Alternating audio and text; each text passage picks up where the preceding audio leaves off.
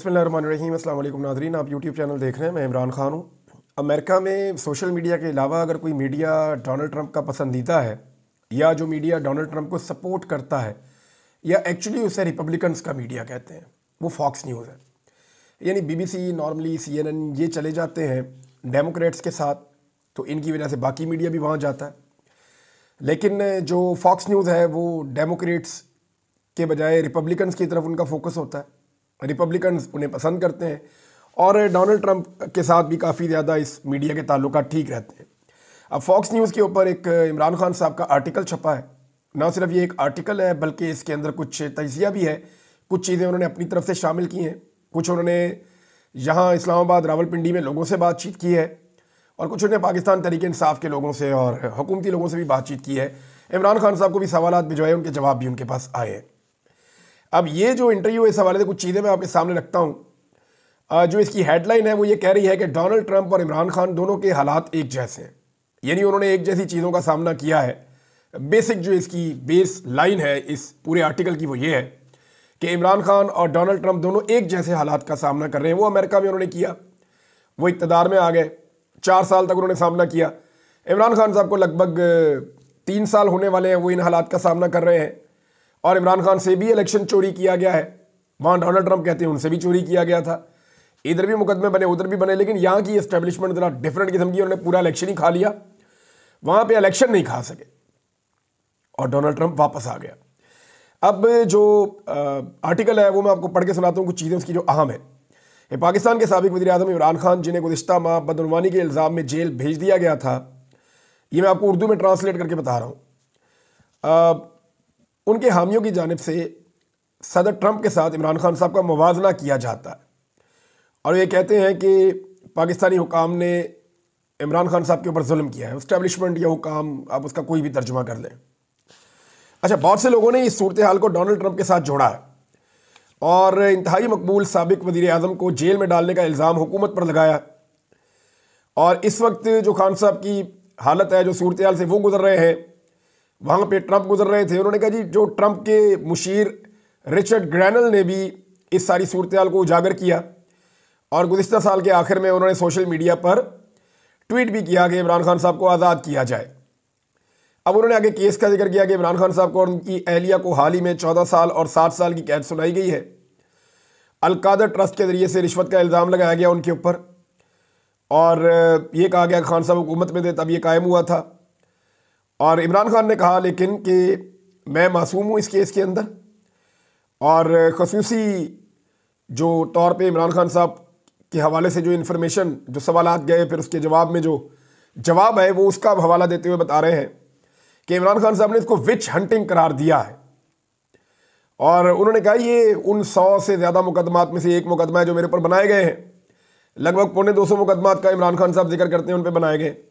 तो उन्होंने कहा ये एक मुकदमा नहीं है, आप इसके पीछे किधर पड़ गए हैं, मेरे ऊपर तो कोई 250 मुकदमा और भी है, तो ये सैकड़ों में से एक मुकदमा है, कोई फ़र्क नहीं पड़ता और ये विच हंटिंग हो रही है मेरे खिलाफ। इस पर हलीमा खान साहब का एक इंटरव्यू वहाँ लगा हुआ है, वहाँ पे अता तारड़ का भी लगा हुआ है, वहाँ पे जो है वो जो फैसल चौधरी साहब हैं उनके हवाले से भी उनका भी इंटरव्यू लगा हुआ है कि ये तो झूठा केस है। अब साथ में ये भी बता रहे हैं कि ये जो अमेरिका में और पाकिस्तान में, वहाँ की एस्टेब्लिशमेंट और यहाँ की एस्टेब्लिशमेंट के साथ जो इमरान खान का और डोनाल्ड ट्रंप का तजुर्बा है ना, वो एक जैसा है, उसमें मुवासलत है, ये आर्टिकल बता रहा है। और इन दोनों की कहानियाँ एक दूसरे की अक्कासी करती हैं, ऐसे लगता है कि मिरर है, शीशे हैं और एक दूसरे के आगे पीछे की तरह चल रही हैं।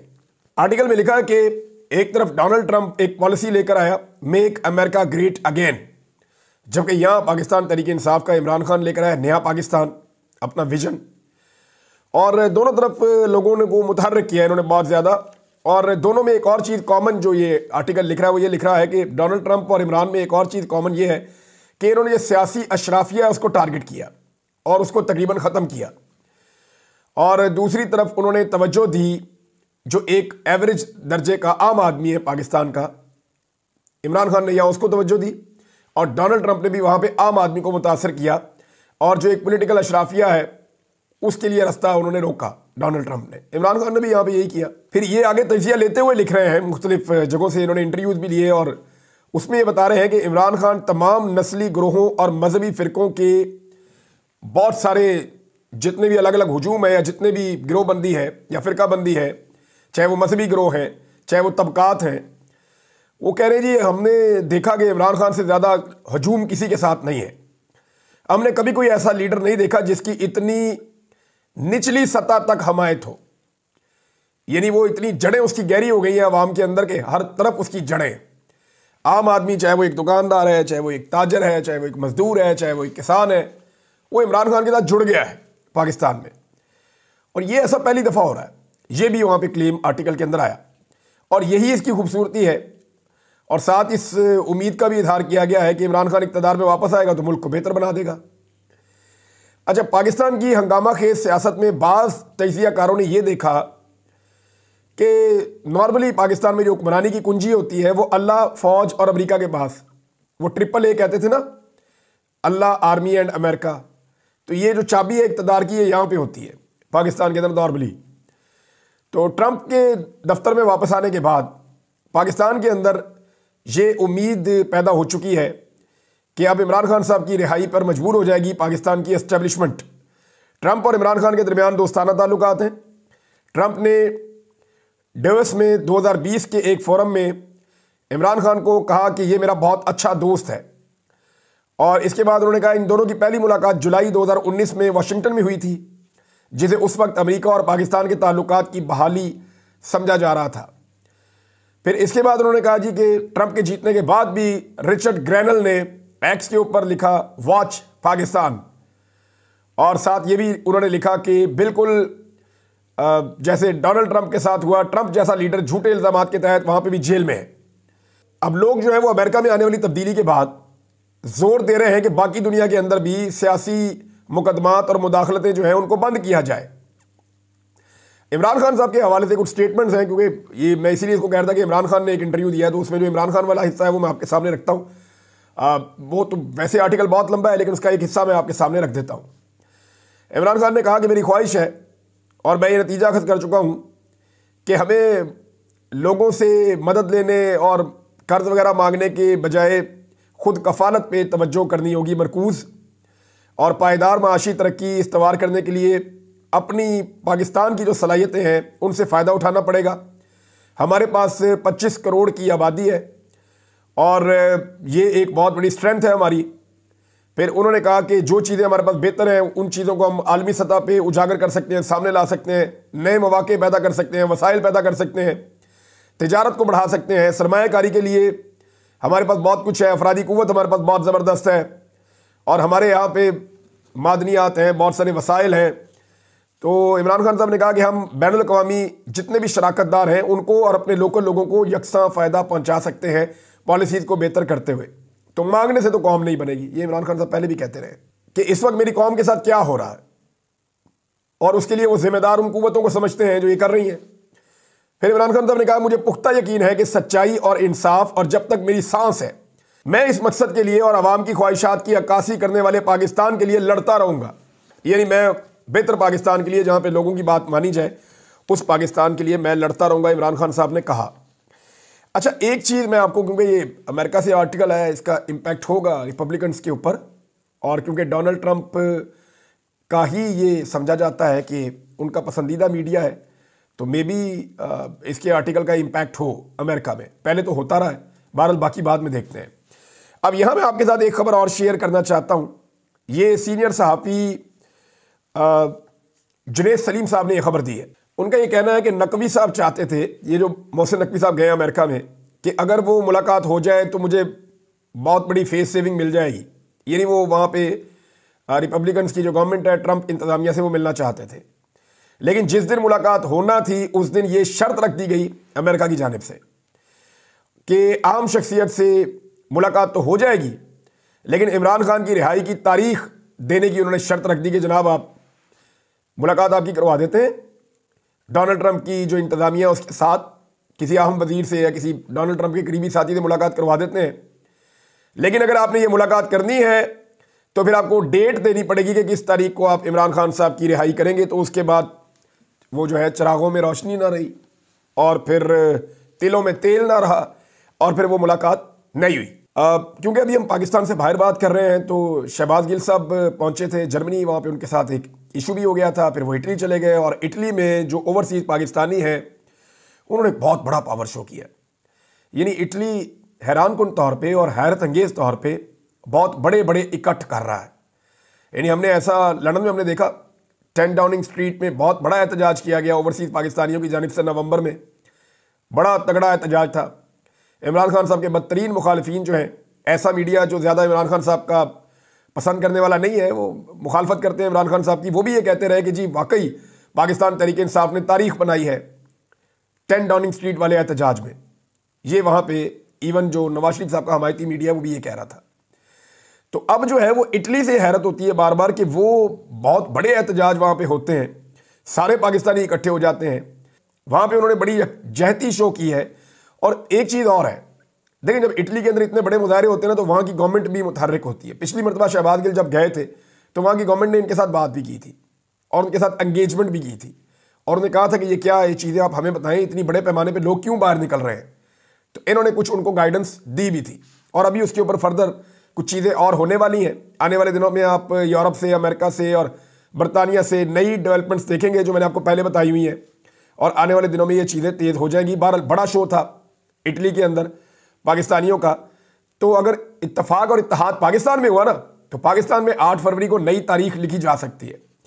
जुनैद अकबर साहब धड़ाधड़ मुलाकातें कर रहे हैं, खैबर पख्तूनख्वा के हर इलाके को विजिट कर रहे हैं, MNAs को मिल रहे हैं, जो मजबूत रहनुमा हैं मुख्तलिफ अजला के अंदर हैं, जो ओहदेदार हैं उनसे मिल रहे हैं। बल्कि उन्होंने कहा कि अगर किसी ने जो है वो सिर्फ सोशल मीडिया की पोस्टें डालनी है तो ओहदे छोड़ दें, आपने अगर ओहदों के ऊपर रहना है तो फिर आपको काम करना पड़ेगा। ऐसा लगता है वाकई कोई आदमी अथॉरिटी के साथ ओहदे के ऊपर आया है, यानी वो साफ बात करता है, बड़ी क्लियर बात करता है। मुझे ऐसा लगा जैसे कि इमरान खान साहब की तरबियत जो है वो जुनैद अकबर साहब में बोलती है। यानी कभी कभी ऐसा लगता है उनके जुमले पढ़ के, यानी मैंने एक खबर मैं वैसे ही आपको बता दूँ कि मेरे सामने वो पूरा एक तहरीर आई, मैं वो पढ़ रहा था तो मुझे ऐसा 2-3 दफ़ा फील हुआ कि जैसे ये इतनी अथॉरिटी के साथ तो इमरान खान बात करता है, या ये अंदाज उनके बात करने का। क्योंकि एक आदमी ने बड़ा लंबा अरसा इमरान खान के साथ सियासत की है तो उनका अंदाज़ सियासत भी इमरान खान की तरह ही है। बहरहाल जुनैद अकबर साहब जो है वो पूरा जोर लगा रहे हैं, देखते हैं वो कैसा डिलीवर कर पाते हैं। 8 फरवरी को स्पेशली सबकी नज़रें जो है वो लाहौर वाले जलसे पे होंगी और खैबर पख्तूनख्वा में जो बड़ा प्रोग्राम है स्वाबी वाला, उसके ऊपर भी सबकी नज़रें होंगी। तो देखते हैं उस दिन क्या होगा। एक चीज़ और है नाजरीन, जो जज साहब लाए गए हैं 15वें नंबर वाले जज साहब, उन्हें लाहौर हाई कोर्ट से पहुंचाया गया इस्लामाबाद हाई कोर्ट में। अब इस्लामाबाद हाई कोर्ट भी फतह हो रहा है, लेकिन अब पहले सबसे पार्लियामेंट फतह हुई जाली फार्म 47 पे। और ये इतने बेवकूफ़ हैं, नकम्मे सियासतदान है, सिर्फ एक हुकूमत के लिए इन्होंने अपनी पूरी पार्लियामेंट, अपनी सारी ताकत, अपनी सारी सेनेट, अपनी सारी कुव्वत जो इनके पास है, ये इन्होंने इस्टेब्लिशमेंट के आगे उनके पैरों में रख दी, गिरवी रख दी और खुद पॉलिश पकड़ दी। और क्या फ़र्क पड़ जाता है इमरान खान हुकूमत कर लेता, क्या फ़र्क पड़ जाता कि अवाम की हुकूमत आ जाती। कम से कम आप लोगों के पास इक़्तिदार तो होता, कम से कम आप लोगों के पास ये तो होता कि इज्जत बच जाती। सारी की सारी पार्लियामेंट ही बेतौकीर कर दी, जूतों के ऊपर रख दी पार्लियामेंट उठा के। तो एक तो ये पहले पार्लियामेंट और उसके बाद फिर आपने देखा कि अगला अटैक जो है वो अदलिया पे और अब आज़ादी इज़हार राय पे। तो सब कुछ पाकिस्तान में एक एक करके फतह हो रहा है। अब इसमें ये जो जज साहब वाला मामला है ये मैं आपके सामने रख देता हूँ। इसमें एक ट्वीट किया है अमीर अब्बास साहब ने, एक ट्वीट किया है और वो ये कहते हैं ये वो हीरा जज है जिसने अप्रैल 2021 में शहबाज शरीफ साहब को अदालती उसूल पामाल करते हुए एकतरफा तौर पर जमानत दी। शहबाज शरीफ को फ़ायदा दिया हुआ ना इस जज ने। और हीरा जज इन्होंने कहा डोगर साहब को, जिनको लाया गया, अब डोगर कोर्ट बनेगी वहाँ पे भी, डोगर साहब को चीफ जस्टिस बनाया जाएगा, सबको नज़र आ रहा है। तो उन्होंने कहा शहबाज शरीफ को इन्होंने फ़ायदा दिया था, जमानत दी थी, क्योंकि उनके साथी जज जस्टिस असजद गुराल, उन्होंने सबूतों की बुनियाद पर जमानत की वाशगाफ अल्फाज में मुखालफत की थी। लेकिन फिर हुआ वही जो एस्टेब्लिशमेंट चाहती है। बहरहाल इसमें एक चीज़ और है, वो भी मैं आपके साथ शेयर कर देता हूँ कि 3 सीनियर तरीन जजेस जो हैं वो इस वक्त बेयारो मददगार हो गए। जो एक्चुअल 3 सीनियर तरीन जजेस हैं ना इस्लामाबाद हाई कोर्ट के, वो तीनों बेचारे बेयारो मददगार हो गए। उसमें जस्टिस मोहसिन अख्तर कियानी साहब हैं, बाकी जज साहिबान हैं 2 और। अब इसमें डॉन के अंदर एक एडिटोरियल इस पर छपा है, उन्होंने कहा सोचें कि 3 सीनियर तरीन जजेस बेयारो मददगार हैं तो आम शहरी का क्या हाल होगा, आम पाकिस्तानी इंसाफ के लिए किस तरफ रुजू करेंगे, जब ये बात रोज़ बरोज़ वादे होते जा रही है कि जिन्हें इंसाफ कायम करना चाहिए वो खुद भी इंसाफ से महरूम है। ये है जनाब इस वक्त पाकिस्तान में सूरत हाल। और कानून की हालत पता क्या है, ज़रा ये एक और चीज़ है मैं आपके सामने रखता हूँ, आपको सुनने के बाद जो है बड़ी अजीब सी हैरत होगी कि ये क्या हो रहा है, गुस्सा भी आएगा आपको। ये एक SHO है और ये इस्लामाबाद का SHO है। इसने बड़े लोगों के साथ बदतमीजी की है, बड़े सीनियर सिटीजन्स के साथ, खवातीन के साथ इसने माजी में बदतमीजी की है। ये इशफाक वड़ाइच इसका नाम है। ये SHO थाना सेक्रेटेरिएट इस्लामाबाद है और इसने मस्जिद में जाके ऐलान किया। ज़रा ऐलान देखें आप। ऐलान कर रहा है कि अगर किसी का बच्चा पतंगबाजी करता हुआ पकड़ा गया तो उसके बाप पर पर्चा दूंगा, सड़क के दरमियान में खड़ा करके जूते मारूंगा। ये कौन सी सजा है, ये किस अदालत ने दी है कि एक बच्चा पतंग उड़ा रहा है, कानूनी कार्रवाई कानून के मुताबिक होती है ना, सड़क पे लाकर जूते मारने का इसको इख्तियार किसने दिया है? और इसका घर भी गिराऊंगा, मसमार कर दूंगा, कान खोलकर सुन ले। ये जनाब SHO धमकी दे रहा है। जरा इसको समझें आप, ये क्यों कर रहा है? इसने देखा SHO ने लोगों के घर टूटते हुए, लोगों का फर्नीचर टूटते हुए, लोगों की गाड़ियां टूटते हुए, इसने देखा है ये लोग इस्तेमाल हुए। मैं इसीलिए इतने लंबे अरसे से कह रहा हूं कि जब एस्टेब्लिशमेंट अपने मकासद के हसूल के लिए पुलिस को और इदारों को अंधाधुंध इस्तेमाल करती है सियासी जमातों को कुचलने के लिए, तो फिर वो बदमाश बन जाते हैं, फिर उनका तर्ज अमल ही वो बन जाता है। अब ये लोग बदमाश बन गए, इनको समझ नहीं आ रही, इतनी ताकत मिल गई है कि बाप को जूते मारूंगा सड़क के बीच में खड़ा करके और घर को तोड़ दूंगा, घर मसमार कर दूंगा। ये धमकी लगाई है और ये तरबियत है जो इस वक्त का वजीर दाखिला मोहसिन नकवी इस्लामाबाद पुलिस की कर रहा है। और मुझे हैरत हुई है अली नासर रिजवी पर। ये अच्छा खासा आदमी होता था, अभी इस्लामाबाद पुलिस का IG है। तो अली नासर रिजवी को ये बात सोचनी चाहिए कि ये जो हो रहा है, क्या ये लॉ एंड ऑर्डर मेंटेन हो रहा है? वैसे तो खुद भी उन्होंने बहुत अजीब अजीब बातें की हुई हैं, लेकिन इंतहाई अफसोसनाक। नाज़रीन, पिछले वीलॉग में मैंने आपको एक बात बताई थी। मैंने आपसे कहा था कि इमरान खान आखिरी स्टेज तक पहुंच चुका है। यानी जो ताकत के इस वक्त मराकज़ हैं वो दो ही हैं, एक पाकिस्तान की एस्टेब्लिशमेंट और दूसरा इमरान खान। यानी ये अदनान आदिल साहब हैं, सीनियर जर्नलिस्ट, उन्होंने तो बात ही ख़त्म कर दी एक जुमले में कि पाकिस्तान में ताकत के दो बड़े मराकज़ हैं, रियासती इदारे और इमरान खान। बाकी सियासी जमातें और ये सारे कुछ भी नहीं बेचते। और आखिरी स्टेज पे इस वक्त इमरान खान साहब पहुंचे हुए हैं और जो आखिरी बला है इस वीडियो गेम की, उसके साथ वो मुकाबला कर रहे हैं और वो है पाकिस्तान की एस्टेब्लिशमेंट या पाकिस्तान के इदारे बामुकाबला इमरान खान। तो ये इस वक्त तक का सिनेरियो है। एक खबर और रही है और ये बड़ी अफसोसनाक खबर है। खबर ये है कि हसन न्याजी पर और अब्बास फारूक पर जेल में जब वो मिलिट्री कस्टडी में थे तो उन पर बड़ा बदतरीन तशद्दुद किया गया, उल्टा लटका कर। और शाहिद असलम साहब ने यह खबर दी है और उन्होंने बताया कि खबर ऐसे उन्होंने दी कि इन्होंने किसी तरह किसी से बातचीत करके टेलीफोन का बंदोबस्त कर दिया था, फ़ोन का। अब पता नहीं इन्होंने इस्तेमाल किया या नहीं किया, लेकिन जिन्होंने इनको फ़ोन दिया था उनमें एक खातून नर्स और दूसरा जो वह मुलाजिम था, उन दोनों को 20 सज़ा मिली है और हसन न्याजी और अब्बास फारूक को उल्टा लटका कर बदतरीन तशद्दुद किया गया है। आप अंदाज़ा करें कि कैसी जुल्म और बर्बरियत की फ़ज़ा होगी वहाँ पे जहाँ पे इन लोगों को रखा गया होगा और कैसी तकलीफ़ें इन्होंने बर्दाश्त की हैं। कासिम सूरी साहब का नाज़रीन एक ट्वीट आया है और उन्होंने एक नया इंकशाफ किया है। ये इंकशाफ आप सुने, आपको हैरत होगी कि मामला किस तरफ जा रहा है, लोग कितने डरे हुए थे। वो कह रहे हैं इंतहाई अफसोसनाक खबर है, 26 नवंबर को एहतजाज में बलूचिस्तान के तीसरे कारकुन की शहादत।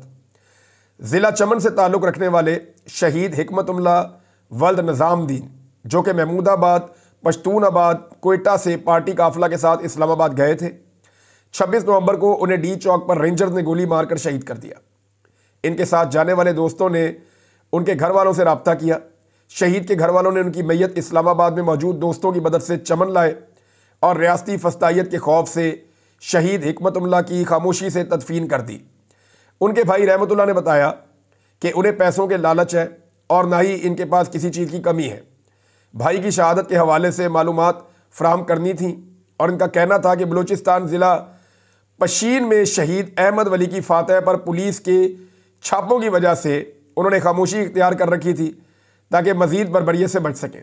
यानी वो तो फिर फातह ख्वानी नहीं करने देते थे ना, वो तो जो शहीद हो गया उसकी भी वो तजलील करते थे वहाँ पे पुलिस वाले।